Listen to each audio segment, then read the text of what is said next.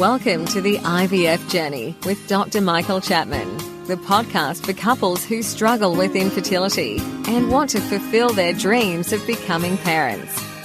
To access previous episodes packed with ideas, solutions and tips that actually work, head over to Dr. Chapman's IVF podcast on iTunes. You can also ask questions by contacting Dr. Chapman's rooms on 1-800-111-483 or by emailing him michael.chapman@ivf.com.au. Hi, this is Professor Chapman. Recently we've been doing some Facebook Live sessions where I've been answering questions from the listeners and participants.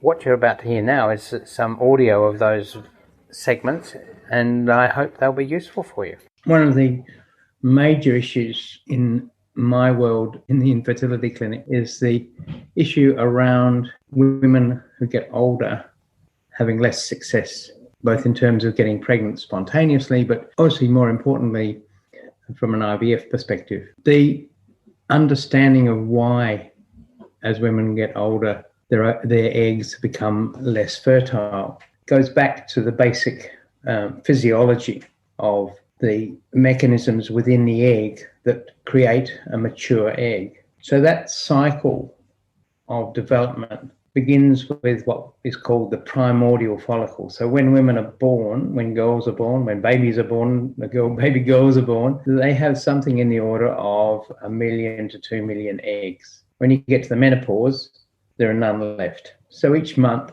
a whole pile of eggs, something between 200 and 400 eggs a month, degenerate. Once periods start after puberty, one of those eggs is saved and is released each month. So over a normal reproductive life, only of the original 1 to 2 million eggs, only about 400 will actually ever ovulate, reach maturity, ovulate, and potentially produce a pregnancy. From that cell, the primordial follicle, through to actually a mature egg takes something in the order of 90 days. So they remain in limbo, undeveloped for many years, until for some mechanism that we don't understand, some of them get chosen to start the journey to ovulation. That journey involves the development of mechanisms inside the egg which will allow the right chromosome makeup to occur in the egg when they are laid down during pregnancy.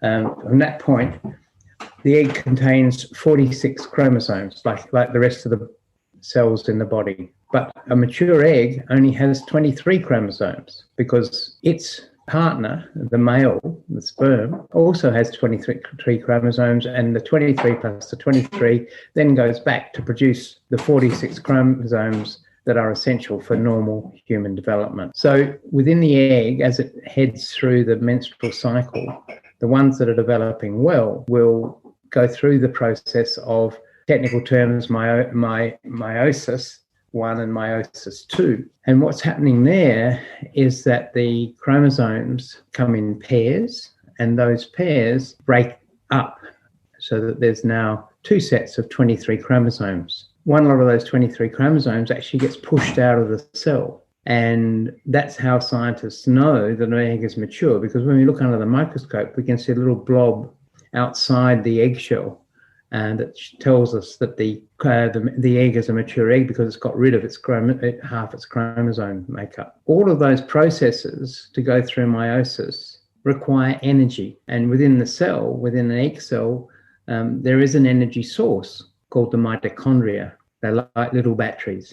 And what we know is the number of mitochondria decline as women get older. In fact, in every cell in our body, the mitochondrial numbers decline with age. But in the ovary, the mitochondrial aging process is much faster than the mitochondrial processes in the rest of the body of decaying in numbers. We have a cell then where the batteries are running out, And what happens then is that the normal processes of separation of chromosomes and ultimately the lining up of them in the right order so that when the male sperm comes along with its 23 chromosomes, hit it in the right place, those processes that require energy start to fail. And the older a woman is, the higher the chance there is that the chromosomes will be wrong. What we find is that there can be an absence of a chromosome, so that separation process on one particular pair of chromosomes doesn't happen, so it gets kicked out of the cell at that time of the formation of meiotic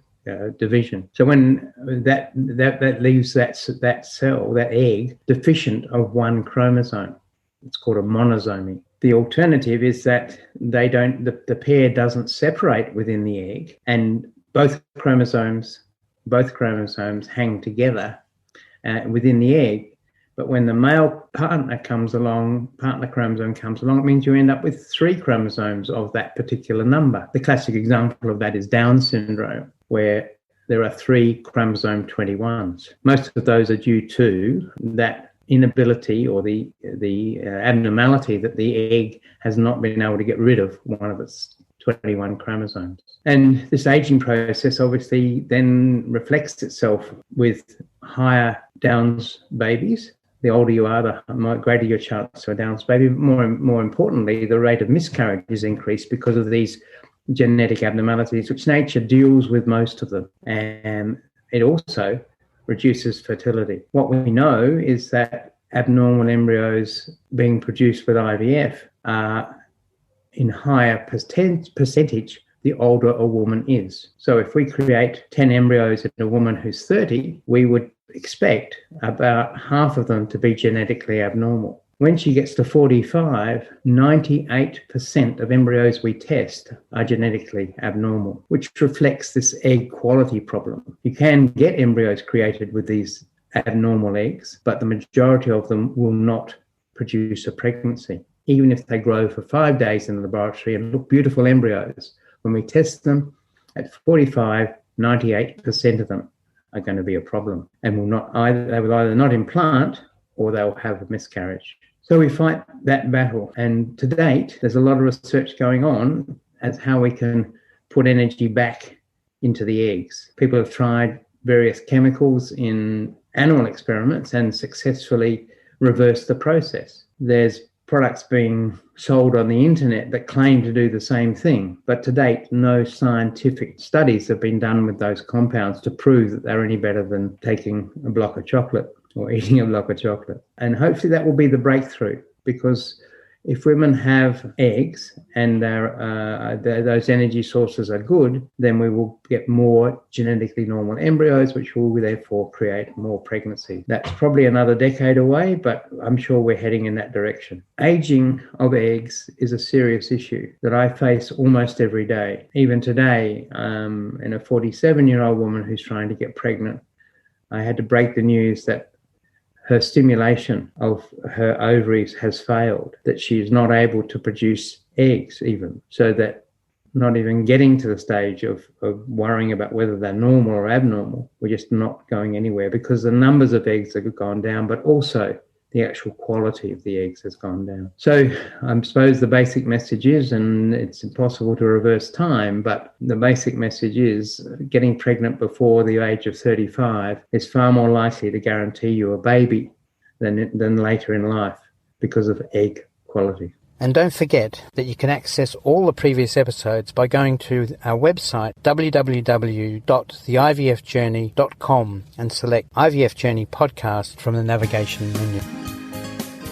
Thank you for listening to the IVF Journey with Dr. Michael Chapman, the podcast which helps couples negotiate their way through the IVF journey, all the way to parenthood.